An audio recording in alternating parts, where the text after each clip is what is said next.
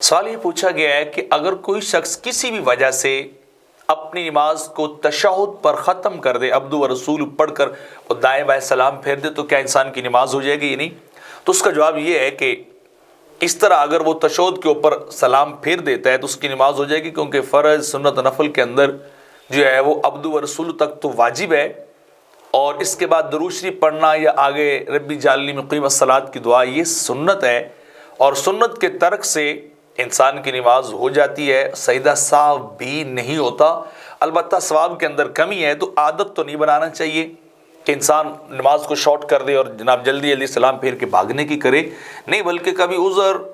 یا کوئی اس طرح کی جلدی یا کوئی بھی انسانی زندگی کے اندر کوئی ایسا معاملہ پیش ہو تو اجازت تو ہے، لیکن معمول نہیں بنانا چاہیے، عادت نہیں بنانی چاہیے۔ عادت بنائیں گے تو پھر وہ بھی جو ہے وہ گناہ کی طرف بندہ جائے گا، مسلسل اس کو چھوڑنا۔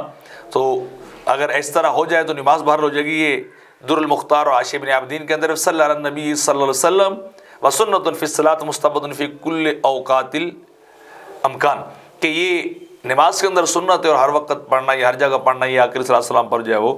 مستحب ہے۔ اور اس طرح آگے بھی دوسری کتاب کے اندر سنۃ فی الصلاۃ ای فی قعود اخیر مطلقہ، یعنی درود شریف کا پڑھنا یہ سنت ہے، واجب یا فرض نماز کے اندر نہیں ہے، تو ترک کریں گے تو نماز ہو جائے گی۔